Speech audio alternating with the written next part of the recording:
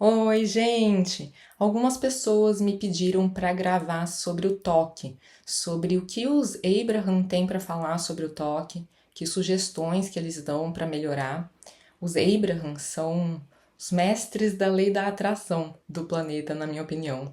E para quem não sabe, eu sou a Tânia, eu sou psiquiatra e psicoterapeuta, e eu me especializei em psicoterapia cognitivo-comportamental. Então, hoje eu vou compartilhar com vocês tanto um olhar da lei da atração sobre o toque, quanto algumas estratégias e ferramentas para melhorar os sintomas indicados por estudos em neurociências. Mas, em primeiro lugar, o que é o toque, né? Toque é o transtorno obsessivo compulsivo. Obsessivo tem a ver com obsessões, e essa palavra significa os pensamentos que ficam invadindo a mente da pessoa, fora do controle dela, pensamentos que ela não quer ter e que ficam ali intrusivos, incomodando, e se a pessoa não souber que aquilo é toque, muitas vezes ela fica muito preocupada porque é o último pensamento que ela gostaria de ter. Então, por exemplo, a pessoa tem um pensamento de que ela poderia fazer mal para alguém muito querido para ela. Quer dizer, a última coisa que ela gostaria no planeta e vem justo esse pensamento na cabeça. Ou vem o pensamento dela se fazer mal ou dela tirar a própria vida, sendo que ela tem medo de morrer. Então é o oposto do que ela quer, né? Ou então vem um pensamento de que ela pode sem querer fazer mal para alguém. Então, às vezes, por exemplo, a pessoa é cozinheira e invade a cabeça dela a ideia de que ela contaminou aquilo de alguma forma e que alguém vai comer aquilo que ela cozinhou e que a pessoa vai passar mal. Ou então a pessoa fica com a impressão que ela atropelou alguém na rua. Às vezes até volta para checar se não atropelou. Então, esse tipo de pensamento invasivo, né? São pensamentos que vêm, que não tem nada a ver com o que a pessoa realmente quer e que ela detesta ter, mas que ficam entrando na cabeça dela quando ela menos espera e que ela sente que ela não tem controle a respeito. Então, esse é um dos componentes do toque. O outro componente são as compulsões, que não tem nada a ver com o que as pessoas costumam chamar de compulsão, né? Por exemplo, compulsão por compras ou compulsão por comer, não tem nada a ver com isso. As compulsões do toque, na verdade, são os rituais que as pessoas fazem para aliviar um mal-estar, uma sensação de que algo ruim vai acontecer, ou para aliviar um pensamento intrusivo, né? Então, por exemplo, a pessoa ficar com o comportamento de checar. Então ela fica checando se o gás está fechado, mas não é uma vez, duas vezes, são muitas vezes. Ela tá faltando um mecanismo no cérebro dela de confiar que ela já checou e que tá tudo certo. Então ela checou, mas dali a pouquinho vem o pensamento invasivo de que ela não checou direito. E de que alguma coisa ruim pode acontecer, que a casa pode explodir de madrugada. Então ela vai lá e checa de novo. Ou então ela tem esse pensamento a respeito de uma porta que ela não trancou, ela acha que não trancou, ela vai lá, tranca, e dali a pouco ela tá com a dúvida de novo. Então a pessoa que tem toque, ela tem uma dúvida patológica. Ela não consegue se conscientizar, não consegue sentir paz que o que ela fez foi suficiente e já é garantia de segurança. Ela fica insegura e achando que ainda vai acontecer alguma coisa ruim. E algumas pessoas que têm toque, o que acontece é que elas sentem que elas não têm controle sobre os perigos do mundo, os problemas do mundo. Parece tudo grande demais. E aí o toque é uma forma de tentar ter um controle. Então, por exemplo, é o caso de alguém que fica fazendo algum ritual do tipo tem que contar até tal número na sua cabeça, ou tem que contar as linhas na parede, ou tem que encostar na madeira e bater sei lá quantas vezes em algum lugar. Um monte de ritualzinho. Tem gente que fala, né, brincando, ai, bate na madeira. Mas é diferente do toque, porque no toque é uma coisa assim que a pessoa tem que fazer aquilo para trazer alívio a respeito do pensamento que ela teve ou da sensação ruim que ela está tendo. Então a pessoa usa esses rituais para aliviar a ansiedade que vai crescendo se ela não fizer alguma coisa a respeito. Então ela fica ali com aquele mal-estar, com uma sensação que alguma coisa ruim vai acontecer. Às vezes ela pensa qual é a coisa ruim que ela tá com medo que aconteça. Por exemplo, meus pais podem sofrer um acidente de carro. Às vezes ela nem pensa algo específico. É só uma sensação ruim que ela obtém alívio quando ela faz o ritual. Só que esse alívio do ritual não traz sossego por muito tempo, por causa da dúvida patológica. Então, dali a pouquinho, ela tá se sentindo insegura de novo e aí ela precisa fazer um ritual de novo. Então, ela fica nesse ciclo vicioso e é muito sofrido. Tem gente que tem mais o lado das compulsões, né, de ficar fazendo os rituais. Tem gente que tem mais o lado das obsessões, que é pensamentos invasivos. A pessoa nunca fez nenhum ritual na vida, não tem essas manias, né? Algumas pessoas chamam de manias, mas ela fica tendo os pensamentos invadindo ali e causando mal-estar nela. Então, e algumas pessoas têm um pouco dos dois. Então, o que a gente precisa fazer para melhorar o toque é ensinar esse cérebro a se sentir seguro. Então, do ponto de vista da lei da atração, o que o Abraham já falou sobre isso? Falou justamente que a pessoa está em sintonia com o medo, com a preocupação. Então, o que a pessoa precisa fazer é sintonizar com segurança. A pessoa se sentindo segura, ela não fica mais na faixa de emoção que é compatível com esses pensamentos do toque. Então, esses pensamentos deixam de vir. Então, é isso que a pessoa precisa fazer. Ela precisa achar uma forma de se sentir mais segura. E aí entra as neurociências que ajudam a gente com uma ferramenta mostrando como que você pode fazer para se sentir mais seguro. Por exemplo, o Rick Hanson, que é um neuropsicólogo, ele descreve que a gente pode focar a atenção em qualquer coisa do nosso ambiente que seja seguro por natureza, que dê uma sensação de estabilidade, de proteção, e que ao focar nisso você já está sintonizando, você já está ativando uma outra área do seu cérebro e que ao ativar uma outra área do seu cérebro, menos pensamentos vão vir compatíveis com essa área do medo. Então, bate muito com o que o Abraham fala, né? E um exemplo de como você poderia fazer isso, que o Rick Hanson dá pra gente, é uma coisa simples como focar a atenção que as paredes do ambiente que você tá são bem sólidas e bem seguras. Então, algo desse tipo já pode ser o suficiente para tirar a sua atenção da sensação de insegurança e ativar a sensação de segurança. Eu já penso que como o nosso pensamento ele funciona muito pela faixa de emoção que a gente tá, o nosso cérebro funciona assim. Tem vários estudos em psicologia que mostram isso, que dependendo de qual emoção você está sentindo, você tem acesso a mais pensamentos que vão te gerar mais ainda daquela emoção. Então, se você tá na faixa de emoção de medo, de preocupação, vão vir mais preocupações ainda na sua cabeça. Se você está com raiva de alguém, vai vir na sua cabeça todos os motivos da história do relacionamento de vocês para você sentir mais raiva ainda. E assim por diante. Então, da mesma forma, quando a gente está no alto da escala emocional, quando a gente está se sentindo mais feliz, o que vem na sua cabeça são mais pensamentos para você se sentir feliz, para você se sentir uma pessoa abençoada. E aí não tem espaço para pensamentos de medo, de preocupação, de nada disso. O Abraham fala algo muito parecido. Eles falam que quando a gente está no vórtex, que é equivalente a falar quando a gente está feliz, que a gente só tem pensamentos bons, a gente não tem vontade de sair daquele estado, a gente tem a impressão que é difícil sair daquele estado, a gente não tem vontade de focar a atenção em nada que tira a gente daquele estado.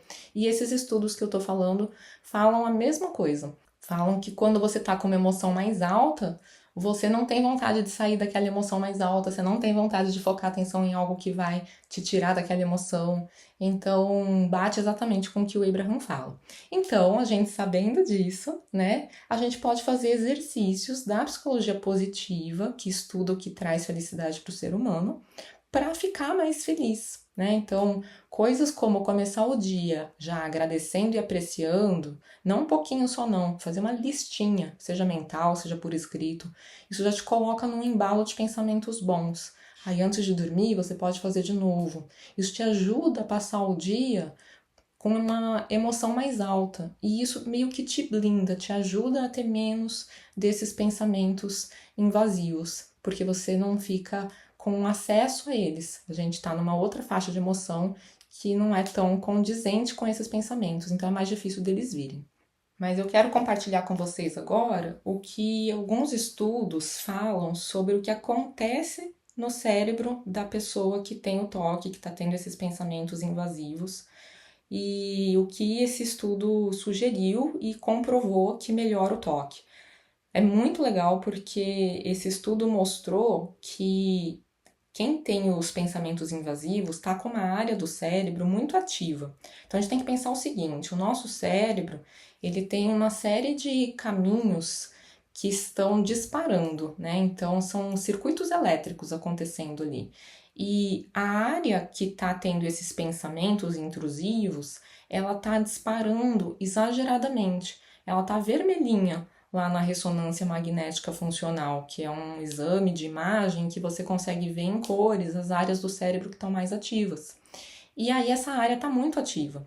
E se a pessoa praticar isso que eu vou ensinar agora por um mês, depois de um mês, o cérebro está com as cores mais homogêneas, o que significa que realmente teve uma transformação e essa área que estava ativa demais não está mais ativa demais, está tudo funcionando de um jeito mais global, que é como é para ser. Então vale muito a pena praticar.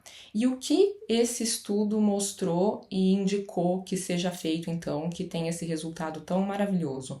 Indicou o seguinte, que a pessoa precisa, em primeiro lugar, compreender que ela não tem que dar bola para esses pensamentos, porque eles não significam absolutamente nada. Eles não significam que a pessoa vai fazer aquele negócio que ela está com medo de fazer, não significam que a pessoa fez algo errado. É só um lugar do cérebro que está disparando exageradamente.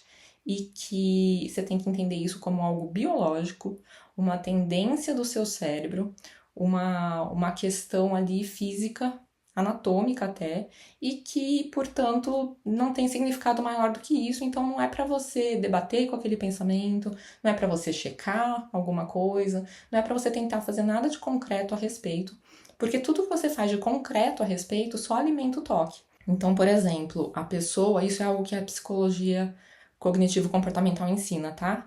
Que é assim, a pessoa fazer a checagem parece que traz alívio, mas está só piorando o toque, porque alimenta esse ciclo vicioso da dúvida patológica. A pessoa não aprende a fazer o negócio com atenção, né? Então, estar presente ali, prestando atenção, ó, eu virando a chave. Pronto, fechei a porta, ó, tá trancadinha. Depois, você não pode mais pensar nisso, você já fez com atenção.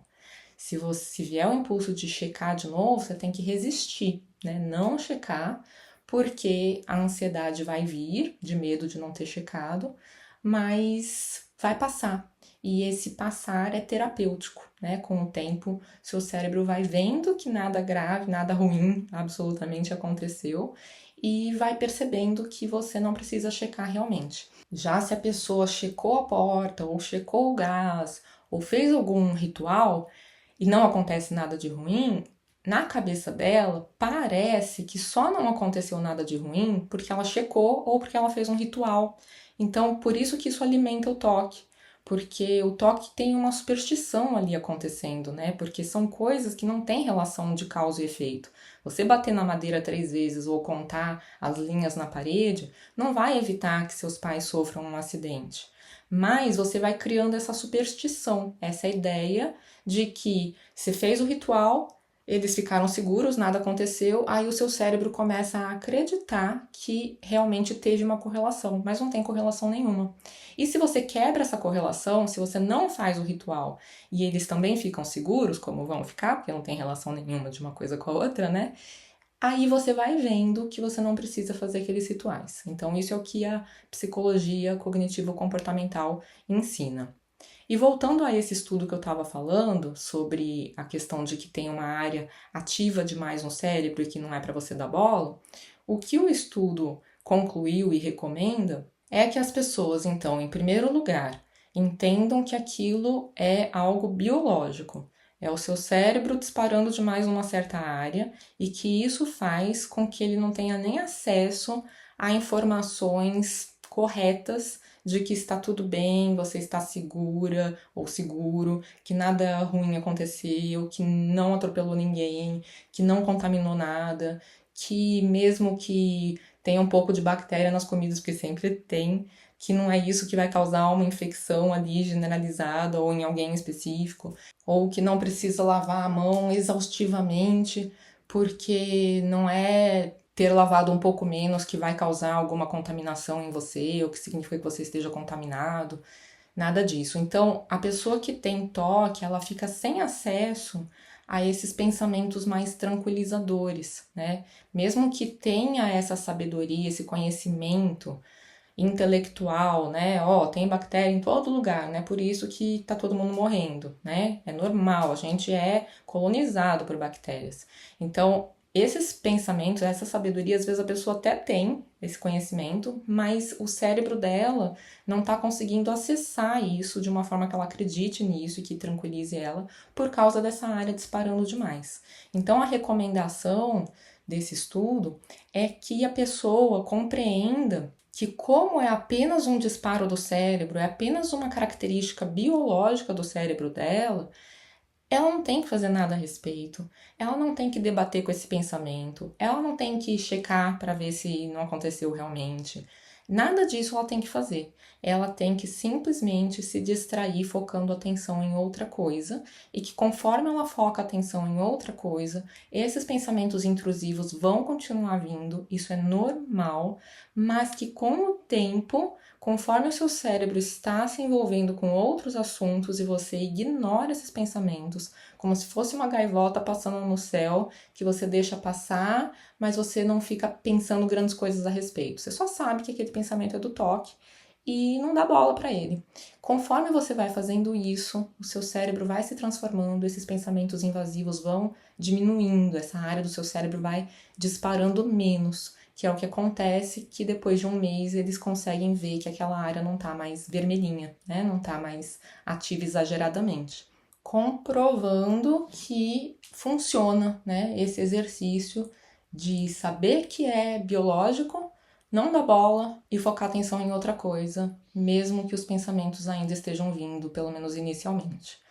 E uma sugestão que eu gostaria de dar para vocês, para quem tem toque ou para algum conhecido de vocês que tenha toque, é pensar o seguinte quando vier um pensamento desses na cabeça. Pensar só assim: isso é cérebro de toque, não é para dar bola para esse pensamento. Então, isso é algo que, na minha experiência, ajuda as pessoas a conseguirem se distrair e focar a atenção em outra coisa. Porque às vezes, quando as pessoas só ficam tentando focar a atenção em outra coisa, meio que o pensamento do toque vai contaminando essa outra coisa. E chega uma hora que, para todo lugar que a pessoa olha, como ela tentou focar a atenção naquilo, aquilo faz lembrar do pensamento que ela não queria estar lembrando. Então, falar essa frase ajuda a resumir todo esse exercício proposto por esse estudo, que é essa ideia de saber que é biológico e que não é para dar bola. Então, é só pensar: isso é cérebro de toque, né? É o cérebro de uma pessoa que tem toque, funciona desse jeito. Não significa nada, não é para dar bola para isso. Então, isso é cérebro de toque, não é para dar bola para esse pensamento. E aí, seguir com a vida, focar atenção em outras coisas, feliz da vida, que não é para se preocupar com aquele pensamento, que ele não tem nenhum significado maior, não significa que você está inseguro, que você está correndo algum risco, não significa que nada ruim vai acontecer e que daqui a pouquinho você vai ver que está tudo bem, realmente. Então, é isso. Espero ter ajudado. Deixem nos comentários, por favor, me dizendo se ajudou, se trouxe alívio para vocês, se trouxe um norte de como agir com o toque a partir de agora. A intenção é que realmente traga muita luz e um direcionamento e muito alívio, porque eu sei que é realmente um transtorno que traz muito sofrimento. E eu espero, do fundo do meu coração, que vocês consigam aplicar essas orientações e melhorar de tudo isso. Um beijo enorme no coração de vocês e até uma próxima!